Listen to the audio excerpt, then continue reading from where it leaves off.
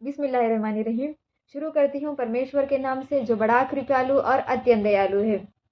मैं भी अपने खाली टाइम पे यूट्यूब पे स्क्रॉल करते रहती हूँ और जब मैं ऐसे यूट्यूब पे देख रही थी तो मुझे मिले कुछ वीडियोस जो कि थे सच्चे सच्चे इंडियंस के।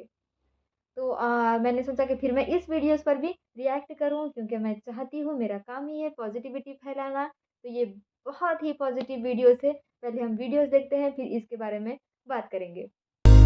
First one is called Ali and experience है थोड़ा वही है।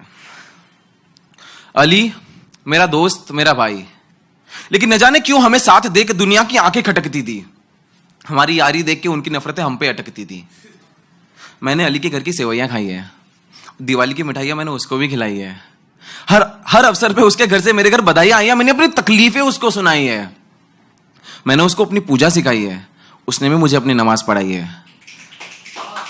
दिवाली पे उसने फुलझड़ियां जलाई है, रमजान के महीने में अपने घर की खिड़कियों पे मैंने लाइटें लगाई हैं। क्यों क्यों तुम्हारा प्रमाण मेरे लिए जरूरी है? क्यों तुम्हारा प्रमाण मेरे लिए जरूरी है? क्यों मैं मेरे हिसाब से जी नहीं सकता? क्यों वो मेरे घर का खा नहीं सकता? क्यों मैं उसका झूठा पी नहीं सकता? मैं हाजी अली गया हूं, बाबुलनाथ भी आया है और इफ्तार का खाना हमने साथ में खाया है। हिंदू मुस्लिम एक नहीं हो सकते। कौन कहेगा यार ये तुझे? अरे ये कौन सा परिंदा था? तुझे क्या पता? राम रहीम जिगरी दोस्त रहे होंगे, तू क्या तब जिंदा था?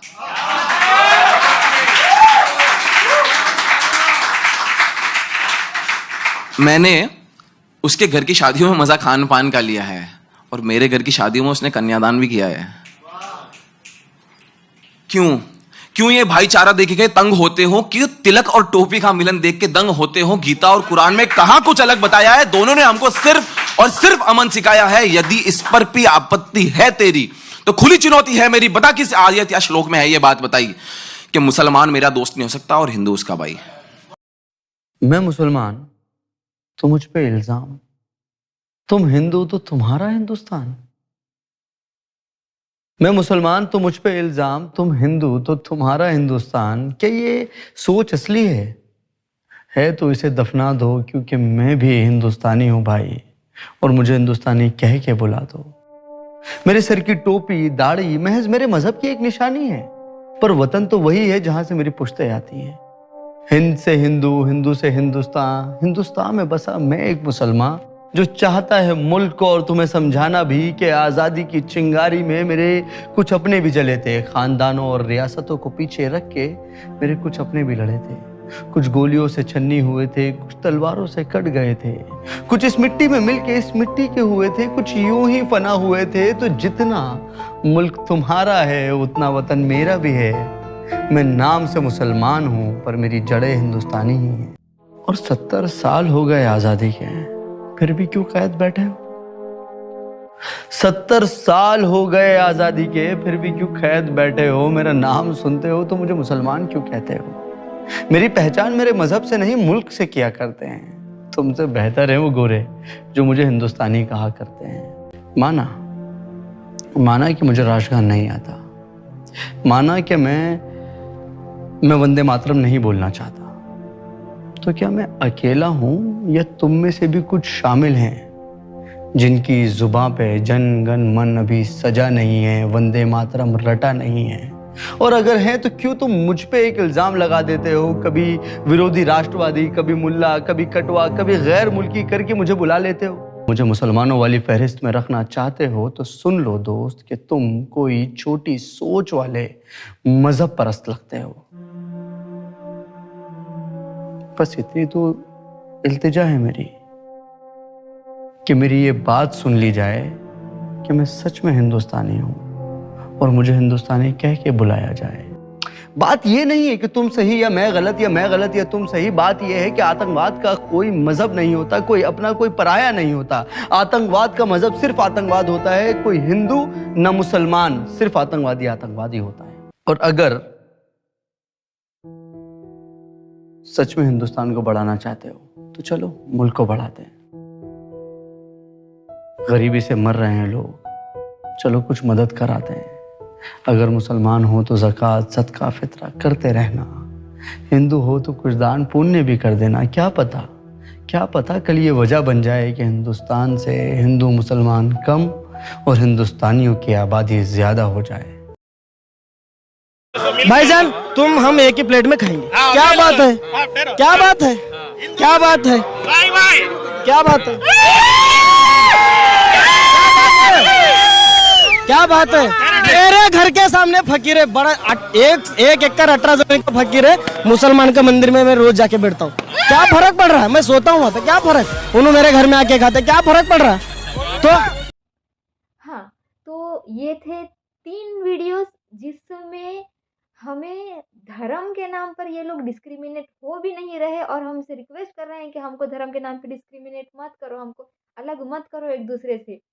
हिंदू मुस्लिम के जो आपस में जो प्रेम है ये उसको दर्शाते हैं। हमारा इंडिया स्टिल एक डेवलपिंग कंट्री है। ये डेवलप्ड कंट्री कब होगा? जब इसमें इंसान बनेंगे, हर कोई इंसान बनेगा। जब ऐसे लोग हमारे इंडिया में आ जाएंगे, जब हर कोई ऐसा बन जाएगा, अगर हर कोई नहीं तो ना से 80% लोग भी अगर ऐसे आ जाएंगे तो फॉर श्योर हमारा इंडिया एक डेवलप्ड कंट्री बन जाएगा। आज़ादी के इतने सालों बाद भी हमारा इंडिया स्टिल डेवलपिंग कंट्री है। जब ऐसे लोग आ जाएंगे तब जाके हमारा इंडिया डेवलप्ड कंट्री बनेगा। और फिर आप मुझसे सवाल करोगे कि क्या सिर्फ ऐसे लोगों से इंडिया डेवलप हो जाएगा क्या? इंडिया को साइंटिस्ट की, डॉक्टर्स की, इंजीनियर की ज़रूरत नहीं है क्या? हाँ है। इंडिया को साइंटिस्ट की ज़रूरत है, इंडिया को डॉक्टर्स की भी ज़रूरत है, इंडिया को इंजीनियर्स की भी ज़रूरत है। लेकिन इंडिया में साइंटिस्ट भी बन रहे हैं, इंडिया में डॉक्टर्स भी बन रहे हैं, इंडिया में इंजीनियर्स भी बन रहे हैं। अगर इंडिया में किसी चीज़ की कमी है तो वो है इंसानों की और वो है इंडियंस की। तो सबसे पहले अपने आप को इंसान बनाएं, अपने आप को इंडियन बनाएं, हिंदुस्तानी बनाएं। और ये जो भावना है, इन लोगों के अंदर जो भावना है, जो हमने अभी 3 वीडियोज़ देखे हैं, वो भावना को अपने अंदर लाएँ। उस तरह की एक दूसरे में कनेक्शन होना चाहिए कि कोई भी हमें डिवाइड ना कर सके। तो ऐसी भावनाओं को लाएँ। मुझे इन वीडियोज़ में बहुत सारी अच्छी बातें लगी। जिस तरह उस भाई ने कहा कि अली और राम उस टाइम पे दोस्त रहे होंगे, तू क्या तब ज़िंदा था? शायद हो सकता है, लेकिन ये बेकार में ही हमने अपनी ज़हन से ही शायद ये नेगेटिविटी फैला ली होगी। फिर उसके बाद और एक वीडियो था जो जो उस हिंदू भाई ने अपने जो ऑरेंज कलर का जो था उनके गले में वो टॉवेल निकाल कर के उनके मुस्लिम के गले में डाल दिया और वो टोपी लेकर के अपने गले में डाल दी। उन्होंने कहा कि क्या हो गया? क्या हो गया जब हिंदू ने ताज लगा ली, टोपी लगा ली हो? क्या हो गया जब ऑरेंज कलर का रुमाल मुस्लिम ने गले में डाल लिया हो? ये डेमोक्रेसी है।